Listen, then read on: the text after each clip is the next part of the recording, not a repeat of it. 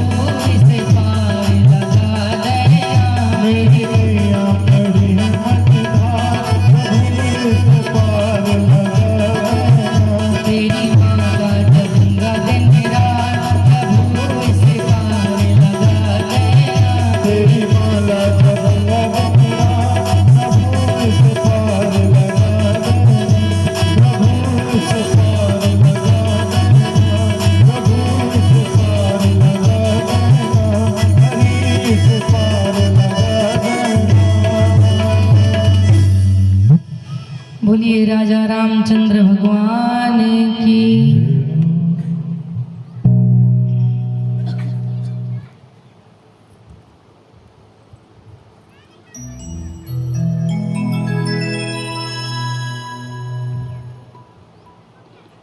अकारण करुणावर्णालय अकर्तुम कर्तुम सर्व सामर्थ श्री राघवेंद्र सरकार के श्री चरणों में मेरा कोटि कोटि प्रणाम। अनंत बलवंत भागवत के रसिक श्री हनुमान जी महाराज आपके चरणों में मेरा कोटि कोटि प्रणाम। सर्वशक्ति माता आपके चरणों में मेरा कोटि कोटि प्रणाम। ब्रजभानु नंदिनी श्री राधा रानी आपके चरणों में मेरा कोटि कोटि प्रणाम। मंच पर विराजमान संगीताचार्य,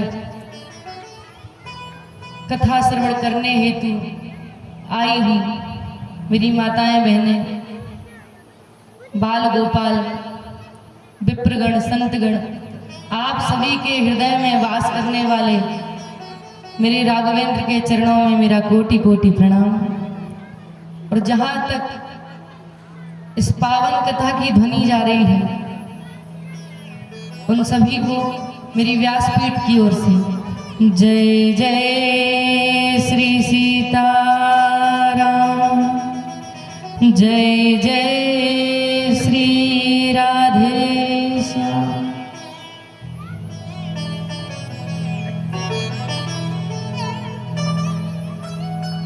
आइए समय को देखते हुए हम कथा में प्रवेश करते हैं।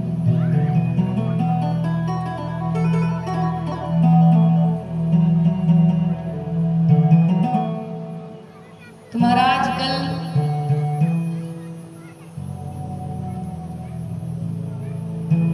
हमारे राघवेंद्र सरकार जी का जन्म हुआ। किनका जन्म हुआ? ठाकुर जी का हुआ है कि फिर राम जी का हुआ है? राम जी का हुआ है। पहले शिक्षा दीक्षा लेकर के आई हैं, आज थोड़ा तेज बोलना, माता जी हर दिन डांटती हैं करके। तो महाराज कल हमारे राम जी का जन्म हुआ, सभी ने बड़े धूमधाम से जन्म महोत्सव मनाया, बहुत नृत्य किया। अच्छा, आनंद किस किस को आया? सभी को आया। अब देखिए, पहले तो ये नगरी कौन सी नगरी थी? दहवानी थी जब हम पहले आए थे। और अब जब हमारे राघवेंद्र सरकार ने जन्म ले लिया तो अब ये कौन सी नगरी हो गई? अयोध्या नगरी। अब ये अयोध्या नगरी कब तक बनी रहेगी? जब तक राम जी का विवाह नहीं हो जाता, उनका वनवास नहीं हो जाता, और जब तक वो लौट करके नहीं आ जाते, अभी अयोध्या नगरी बनी ही रहेगी। और हम उस अयोध्या नगरी के नर नारी हैं।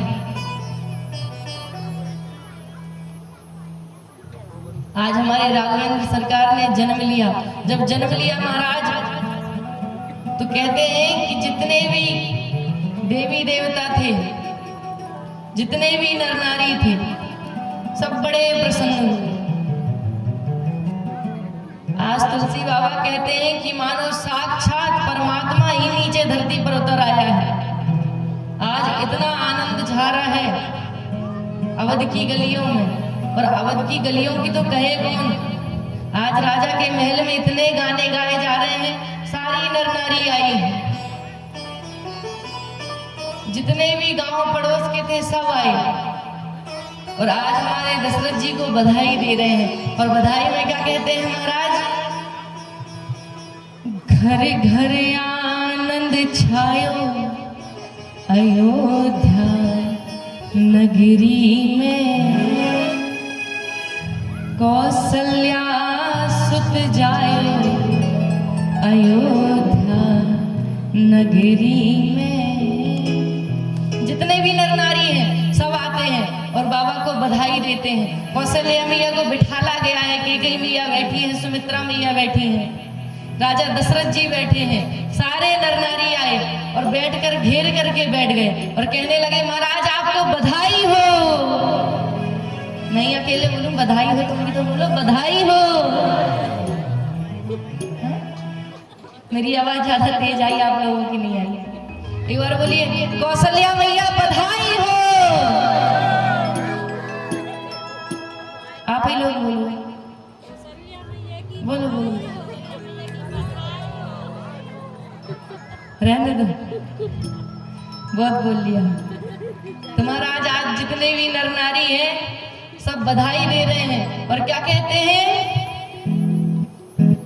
घर घर आनंद छायो अयोध्या नगरी में, घर घर आनंद छायो अयोध्या नगरी में, घर घर आनंद छायो अयोध्या नगरी में, घर घर आनंद छायो अयोध्या नगरी में, कौशल्या सुत जायो अयोध्या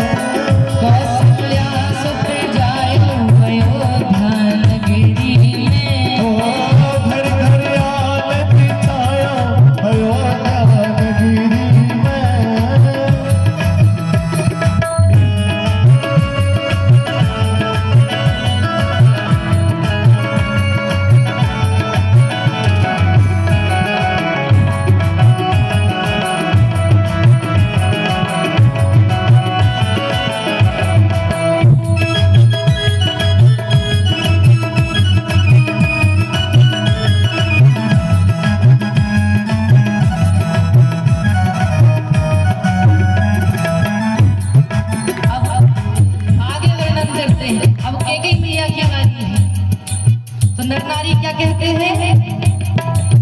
सोयस कहे को के कई सुख को, सोयस कहते कई को यस को, सोयस कहे को के कई सुख को, सोयस कहते कई यस को, मनहु बनाई के रूप भरत को, मन ही बनाए रूप भरत को, मनहु बनाई के रूप भरत को, मनहु बनाए रूप भरत को, प्रभु ने प्रेम में पठायो अयोध्या नगरी में, प्रभु ने मोती पठायो अयोध्या नगरी में, घर घर आनंद छायो अयोध्या नगरी में, कौशल्या सुख जायो अयोध्या नगरी में। सभी भाई सागर हाथ ऊपर करके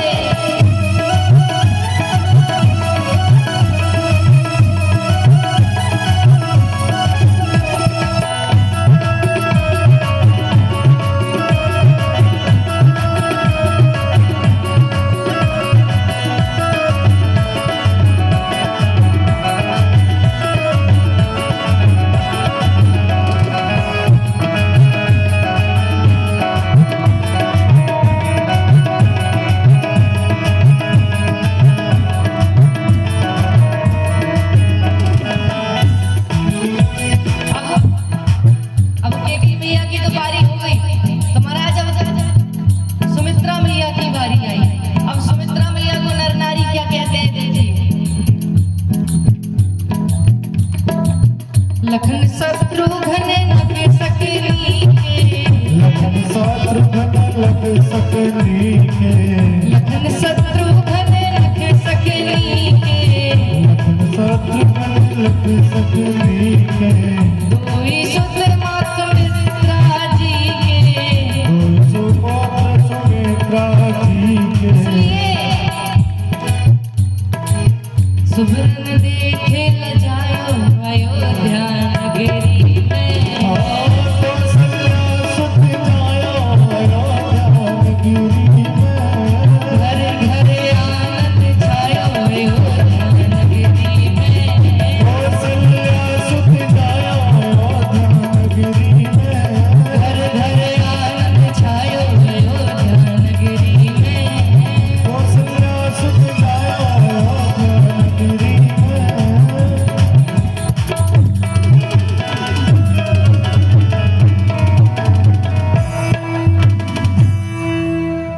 घर घर आनंद छायो अयोध्या नगरी में, कौशल्या सुत जायो अयोध्या नगरी में। आज जितनी भी नर नारियां हैं ना, सब आकर के बधाई दे रही है कि आपकी बधाई, आपको बधाई हो महाराज। आज आपके घर में एक की कहे कौन, चार चार पुत्र आए हैं। जब दशरथ जी के यहाँ लाला हुआ, तो आज देखिए जब भगवान आए हैं, तो भगवान कब आए हैं? सूर्य वंश में आए हैं। मास दिवस कर दिवस भा, मरम न जाने कोई, रथ समेत रवि ठाके निशा कवन विधि हुई। जब महाराज भगवान आए सूर्यवंश में, तो आज क्या हुआ? सूर्य ही सूर्य बना रहा, रात्रि हुई नहीं। अब चंद्रमा भी चाहे कि हमारे ठाकुर जी ने जन्म लिया है, हमारे राघवेंद्र सरकार ने जन्म लिया है, तो महाराज हम भी दर्शन करें। पर दर्शन कैसे हो? अभी तो दिन ही दिन बना है, रात्रि तो हुई नहीं। अब तो सूर्य भगवान बड़े परेशान, चंद्रमा जी कि अब कैसे दर्शन करें। जितने भी देवी देवता हैं सब भगवान को देखने के लिए ललायित हैं। उन्हीं देवी देवताओं ने तो कहा था कि महाराज अवतार लो, क्योंकि जब ये सारी सृष्टि पापाचार, दुराचार, भ्रष्टाचार इन सब से जब पीड़ित हो गई थी तो गौ माता का वेश बना करके भगवान के पास गई थी। भगवान ने कहा था कि चिंता मत करो, मैं अवतार लेकर के आऊंगा, और आज भगवान ने अवतार ले लिया है। भगवान अवतार क्यों लेते हैं, जन्म क्यों नहीं लेते? अच्छा, भगवान अवतार लेते हैं या जन्म लेते हैं? बताइए। अवतार लेते हैं। अवतार किस लिए लेते हैं?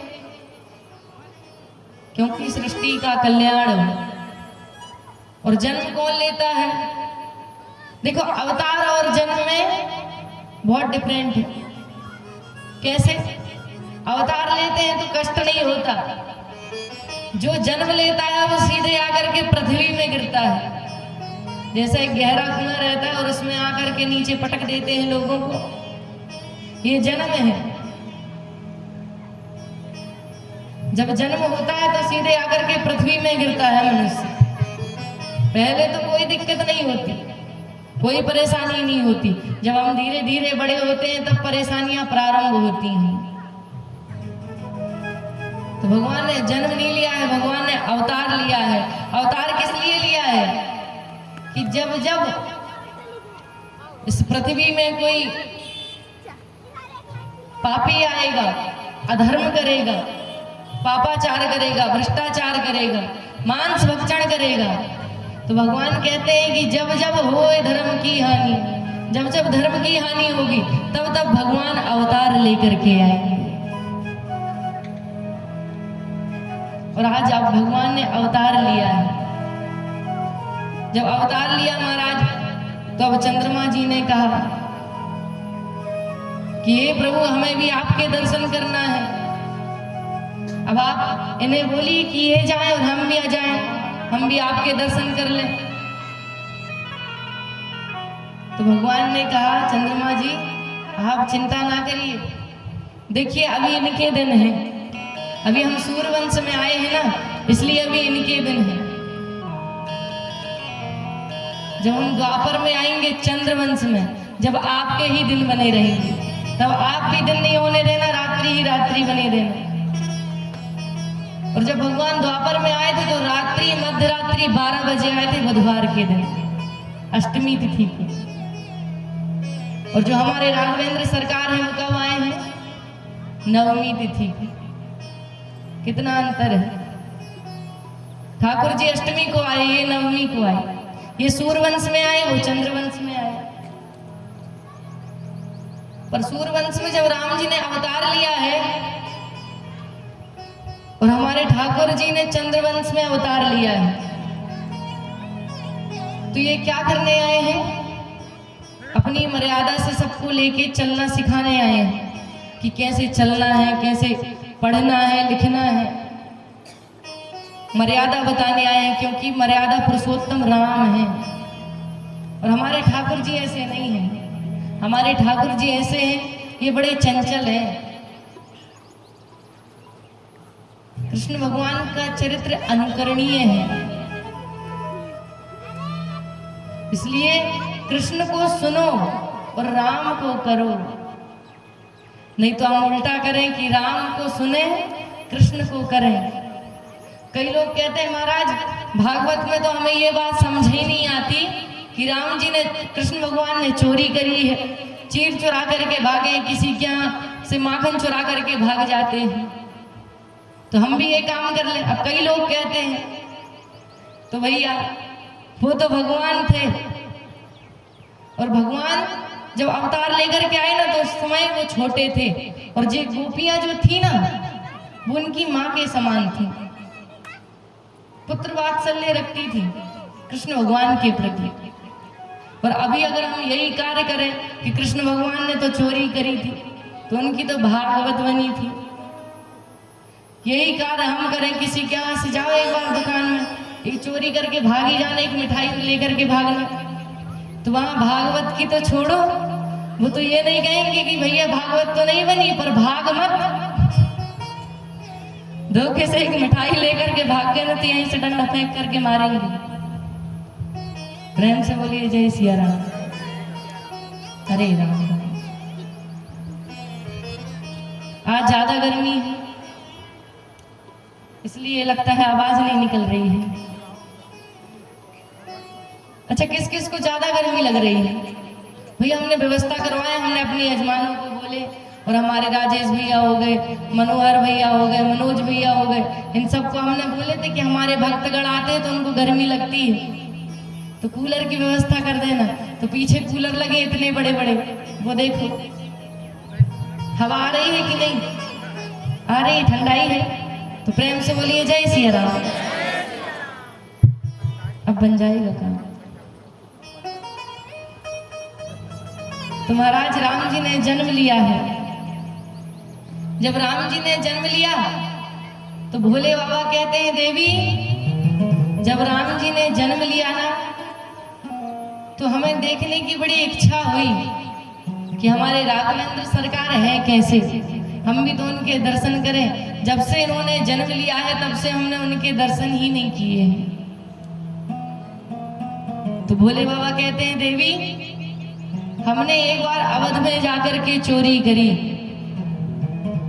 तो पार्वती मैया ने कहा बाबा, कहीं किसी चीज की कमी पड़ गई थी, भोजन पानी की, पैसे की, कपड़े की, जो आपको अवध में जाकर के चोरी करनी पड़ी?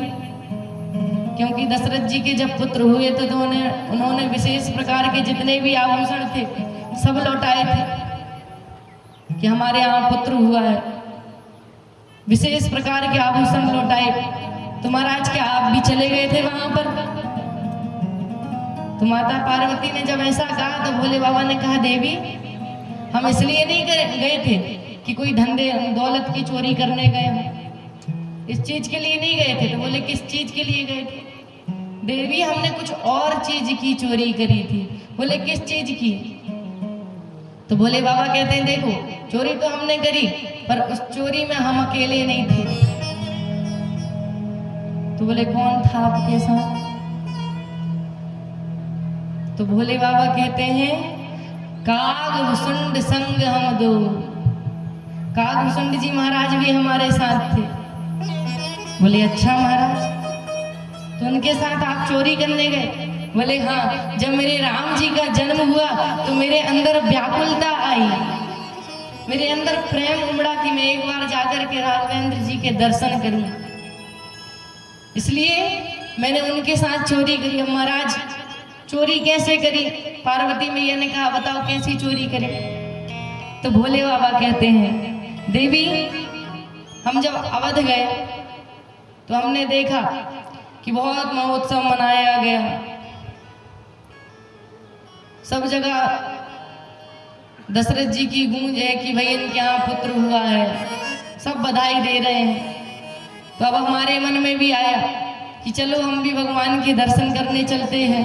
पर जैसे ही हम अवध पहुंचे तो हमने सोचा कि अब जाएं कैसे दर्शन करने, अभी तो राम जी छोटे हैं और कोई हमें जाने नहीं देगा अंदर, तो फिर क्या करें? तो भोले बाबा ने क्या किया, कागभूषुंड जी से कहा महाराज कि तुम बंदर बन जाओ और हम मंदारी बन जाते हैं।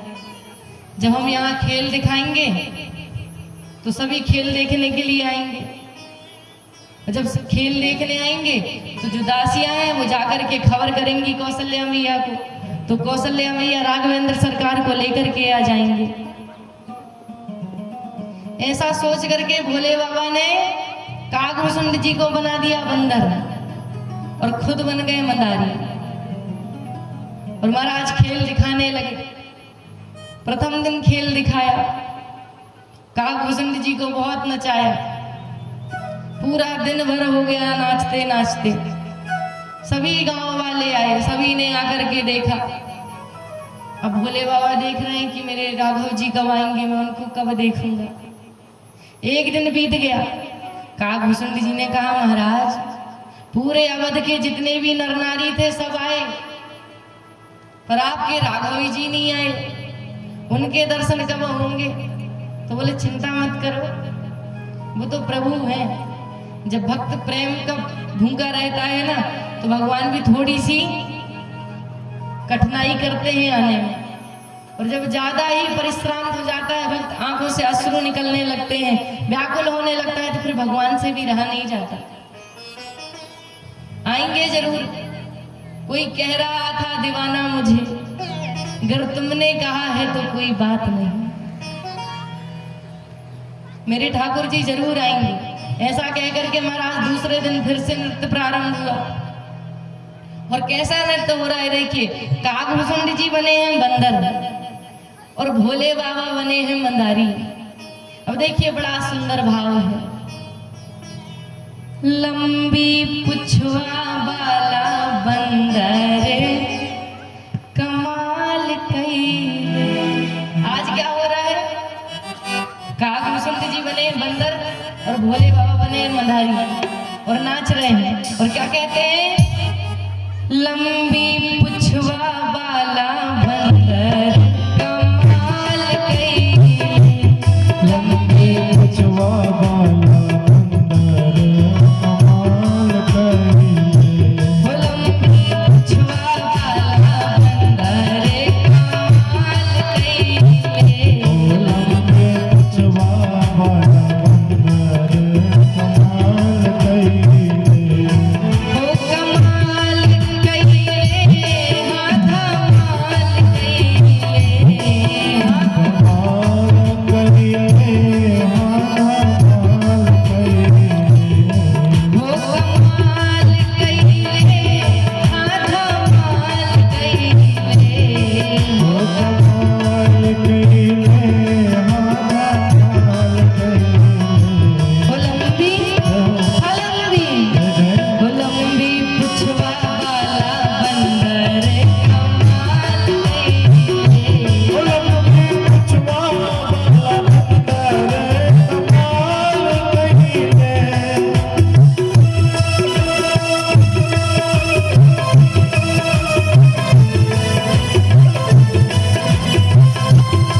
हाथ दबा के मस्ती में झूम रही है।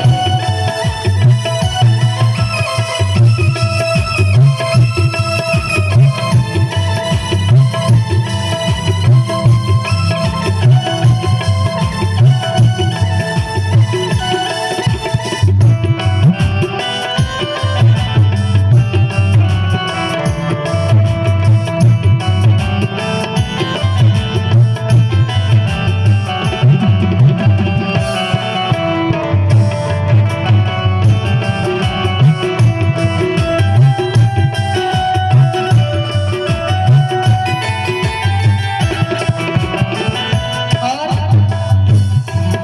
अब क्या कहते हैं, देखो नृत्य तो कर रहे हैं, सभी लोग देख रहे हैं। और आज बंदर कैसा नाच रहा है, वो बंदर कौन है, काकभूषुंड जी। जब काकभूषुंड जी नृत्य करते हैं तो क्या देखते हैं, देख देख बंदरा की नचनिया। देख देख बंदरा की मीठी नचनिया। देख देख बंदरा की नचनिया। देख देख बंदरा की मीठी नचनिया। नीकी नचनिया, नीकी नचनिया। नचनिया मीठी नचनिया। नीकी नचनिया मेरे भजनिया। नचनिया रे नचनिया। निहाल कइले, हाँ धमाल कइले। निहाल कइले, हाँ धमाल कइले। हो निहाल कइले, हाँ धमाल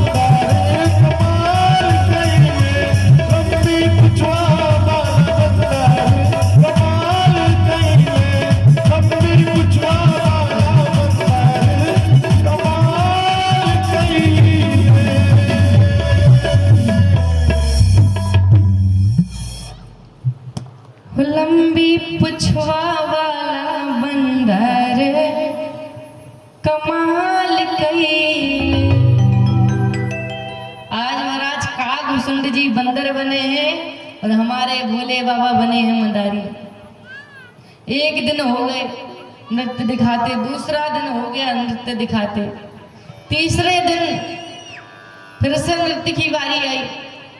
अब काकभूषुंड जी ने कहा, महाराज इतना नृत्य करवा रहे हो, भाई हमारे पैरों में सूजन आ गई, नाच नाच करके 3 दिन हो गए, इतनी तेज धूप में हम अलग काले पड़ गए, साथ में पैर में छाले आ गए, पर आपके राघव जी नहीं आए।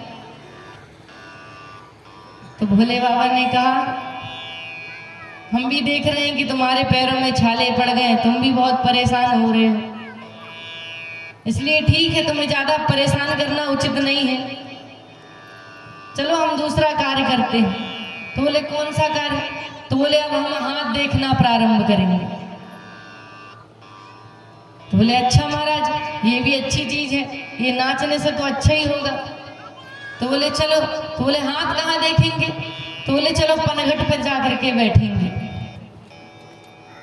तो काकभूषुंड जी ने कहा, महाराज हमारा क्या काम रहेगा? तो भोले बाबा ने कहा, तुम हाथ देखना और हाथ देख करके हाथों की लकीरें बताना, हम ज्योतिषी बन जाएंगे और सबको उनका भविष्य बताएंगे। बोले अच्छा महाराज, फिर तो ठीक है। अब जाकर के पनघट पर बैठ गए। अच्छा पनघट पर क्यों बैठते हैं? पनघट क्या होता है? एक पेड़ के नीचे जहाँ प्यारी प्यारी हवा चल रही हो, सुंदर सा झरना हो, वहीं जाकर के भोले बाबा बैठे हैं, जहाँ परम शांति हो। भोले बाबा बैठे हुए हैं, कहते हैं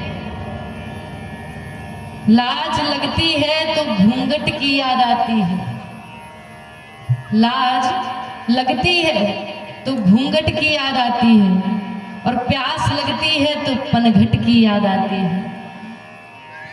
और बड़ी गंभीर है ये जिंदगी की कहानी।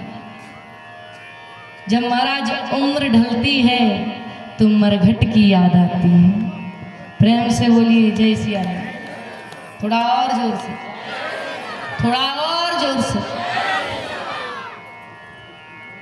ज्यादा जोर से तो नहीं बुलवाते। अच्छा आज किसी का उपास तो नहीं है? नहीं है। आज कौन सा दिन हो गया कथा का? चतुर्थ दिवस। तो महाराज हम पहले दिन से आकर के बोल रहे हैं कि थोड़ा जोर से जयकारे लगाओ, थोड़ा जोर से। आपको पता है आज हम क्या करके आए हैं? काली मिर्च खा करके आए हैं। हमारा गला खराब हो गया था 4 दिन से चिल्लाते चिल्लाते। हल्दी वाला दूध गुड़ सब पी करके आए, उसके बाद भी थोड़ी थोड़ी आवाज़ बैठी सी लग रही। तो अच्छा ये बताओ, अभी अगर हमारी आवाज़ बैठ जाए तो कथा सुनने में आनंद आएगा कि नहीं? नहीं आएगा? नहीं आएगा। फिर क्या चाहते हो? आवाज़ बैठे, आवाज़ खुली रहे, खुली रहे। फिर हम अपनी आवाज़ काहे को बैठा लें? थोड़ा जोर से जयकारे लगा दिया करो, नहीं तो भैया हम तो मौन व्रत धारण करके बैठ जाएंगे। हम नहीं बोलेंगे कि जयकारे लगाओ, फिर आपको लगाना है चाहे ना लगाओ। फिर हमने आपको बताया था ना कि कुंभकर्ण की पत्नी का क्या नाम था? निद्रा देवी। और फिर वो निद्रा देवी आएगी और आपके अंदर आकर के बैठ जाएगी। फिर ऐसे कथा चलती रहेगी, आपको आ जाएगी निद्रा। और फिर निद्रा आएगी तो भगवान की मनोहर कथा नहीं सुन पाओगे, और फिर कथा नहीं सुन पाओगे ना, फिर क्या होगा? कल्याण नहीं होगा। अच्छा हम कथा क्यों करवाते हैं? कथा तो करवा लेते हैं भाई, कथा तो ऐसे हम सत्यनारायण भगवान की करवा लेते हैं, पर कथा करवाते क्यों हैं? ये जो सार्वजनिक कार्य होता है, सार्वजनिक मतलब सभी के मतों के द्वारा, ये जो सार्वजनिक कार्य होता है, इसमें सभी जितने भी श्रद्धालुगण हैं सब कथा सुनने आते हैं। और कथा क्यों सुनने आते हैं? ये कथा किस लिए होती है? ताकि लोगों का कल्याण हो। जैसे संत प्रयागराज में बैठ करके सभी भक्तों का कल्याण करते हैं ना, उसी प्रकार ये ज्ञान रूपी गंगा है जो हमारे देवानी में प्रकट हुई है कि नहीं? हुई है ना? भैया जोर से बोलो ना कि हाँ हाँ भैया हुई है। तो ज्ञान रूपी गंगा है। इस गंगा में 6 दिन और बचे हैं। 6 दिन का एक और 5 दिन बचे हैं। 16 तारीख को समापन है। पता ही नहीं चला 4 दिन कैसे निकल गए। अब 5 दिन और बचे हैं, तो 5 दिन बड़े प्रेम पूर्वक आइए, जोर से जयकारे लगाइए और ज्ञान रूपी गंगा में गोता लगाइए। अगर ये ज्ञान रूपी गंगा में गोता लगाएंगे तो आपका भी कल्याण होगा। और आप अगर परिजनों को लेकर के आएंगे, अपने संबंधियों को लेकर के आएंगे, तो कहते हैं इस गंगा में गोता लगाने से, अपने परिवार के साथ गोता लगाने से सभी का कल्याण हो जाता है। ये इतनी मनोहर ज्ञान रूपी गंगा है। इसलिए सभी बड़े भावपूर्वक प्रेम पूर्वक कथा सुनने आए हैं। कथा सुनिए। हम जब बीच बीच में बोले, हम एक ही बार बोले कि भाई जोर से जयकारे लगाओ, ऐसा नहीं बोलेंगे। हम सिर्फ बोलेंगे जय सिया राम। तो आपको कितनी जोर से बोलना है, एक बार बोल के दिखाओ। हाँ, बस ऐसे ही बोलना है, बस 5 दिन तक। उसके बाद तो हम परदेसी फकीर का वो दिन याद करोगे। फिर तो हम अपने रास्ते, आप अपने रास्ते। प्रेम से बोलिए जय सिया राम। हमारे भक्तों को एक बार में बात समझ में आ जाती है। तो महाराज कागभूषुंड जी भोले बाबा के साथ पनघट में बैठ गए। अब जब पनघट में बैठे तो सभी लोग हाथ दिखवाने आने लगे। कागभूषुंड जी ने कहा, महाराज हम जैसे यहाँ बैठे भली तो मंदारी बन करके आप खड़े हुए थे और हम बंदर बन के नाच रहे थे, तो इतनी जनसंख्या नहीं आ रही थी। पर आज जब ज्योतिषी बन करके आप बैठे हैं और हाथ देखने के लिए हम बैठे हैं, तो देखो जनता की लाइन लग रही है। होता है ना, अगर कोई बड़ा ज्योतिषी आ जाए, बड़ा जानकार, और वो आपको 2-4 बातें बता दे कि आपके घर में ये है, आप इस चीज से बड़ा कष्ट पा रहे हैं, फिर क्या होता है, वो एक व्यक्ति दूसरे को बताता, अरे भैया वो ज्योतिषी है, वो बड़ा जानकार है, चलो उनके पास चलते हैं। फिर एक से दूसरा, दूसरे से तीसरा, तीसरे से आरंभ, फिर जितने सबको समेट करके लेके आते हैं कि चलो हाथ दिखवाने। तो यही भोले बाबा के साथ हुआ। जितने भी दास दासी थे, जितने भी नर नारी थे, सब एक एक करके हाथ दिखवाने हैं। सुबह से शाम हो गई, भोले बाबा हाथ देखने लगे। सुबह से शाम हो गई पर कोई आया नहीं। अब भोले बाबा ने कहा, आ तो सभी रहे हैं, पर राघव जी के घर से कोई दासी भी नहीं आ रही, ना कौशल्या मैया आ रही है। जब दूसरा दिन हुआ महाराज, तो महल से एक दासी आई। उस दासी ने अपना हाथ दिखवाया और फिर लौट करके कौशल्या मैया के पास गई। कौशल्या मैया से कहा, मैया अपने गांव में एक ज्योतिषी आया है, वो सबके हाथ देख करके उनके भविष्य के बारे में बता रहा है। कौशल्या मैया ने कहा, अच्छा कहाँ है वो ज्योतिषी? बोले वो पनघट पर बैठे हुए हैं, आप कहें तो हम राम जी को रख लें और आप भी चलिए साथ में, हाथ दिखवा करके आ जाते हैं। तो कौशल्या मैया ने कहा, अभी मेरा छोरा 12 सा है, छोटा सा है, तो अभी मैं इसको लेकर के बाहर नहीं जाऊंगी। तुम एक काम करो, वो ज्योतिषी को यहीं लेकर के आओ, और देखो जो काम का होगा, जो भविष्य देखता होगा, उसको लेकर के आना, और जो काम का नहीं होगा उसको मत लाना, ज्यादा भीड़ हमारे यहाँ नहीं चाहिए। तो दासी ने कहा, ठीक है। दासी भोले बाबा के पास गई। भोले बाबा से कहा, प्रभु आपको कौशल्या मैया ने बुलाया है। अब तो भोले बाबा बड़े प्रसन्न हुए कि हमारे प्रभु के यहाँ से आमंत्रण आ गया, अब तो हम अपने प्रभु को देखेंगे। अखियां हरि दर्शन की प्यासी। आज भोले बाबा के आंखों से आंसू निकल आए कि आज इतने दिनों से मैं बैठा रहा, तब तक कोई नहीं आया, और आज मेरे प्रभु ने मुझे स्वयं ही अपने घर में बुला लिया। काकभूषुंड जी के साथ भोले बाबा आज चले जा रहे हैं राम जी के दर्शन के लिए। दासी लेकर के आई और दासी अंदर चली गई। दासी ने कहा बाबा आप दोनों आए हैं, आप दोनों बाहर रहिए, मैं कौशल्या मैया को थोड़ा खबर कर दूं। तो बोले ठीक है। अब दासी कौशल्या मैया को खबर करने गई। कौशल्या मैया से कहा मैया वो बाबा जो ज्योतिषी हैं वो हमारे महल के बाहर ही खड़े हैं, आप कहें तो हम बुलवा लें उन्हें। तो कौशल्या मैया ने कहा देखो जो ज्योतिष देखता हो, हाथ देखता हो, उसी को लेकर के आए। दासी ने कहा मैया वहां 2 लोग आए हैं। बोले जो जानकार हो उसको लेकर के आना, वो एक को वहीं रहने दे। अब दासी गई। दासी ने कहा प्रभु आप में से हाथ कौन देखता है? तो भोले बाबा ने कहा हम देखते हैं। बोले आप ही हाथ देख करके ज्योतिष शास्त्र बताते हैं क्या? बोले हाँ हम ही बताते हैं। तो बोले आप चलिए। भोले बाबा ने कहा ठीक है। यहाँ से पीछे से काकभूषुंडी जी ने हाथ पकड़ लिया। बोले महाराज इतने दिनों से नचवा रहे हो, पैरों में छाले पड़ गए हैं, आपके साथ मैं भी तो मेहनत कर रहा हूँ। जैसे आप हरि दर्शन के लिए व्याकुल हैं उसी प्रकार मैं भी तो व्याकुल हूँ, इसलिए तो आपके साथ आया हूँ। इसलिए प्रभु अब मैं भी आपके साथ जाऊंगा। तो भोले बाबा ने कहा तुमको कैसे लेकर के जाऊं?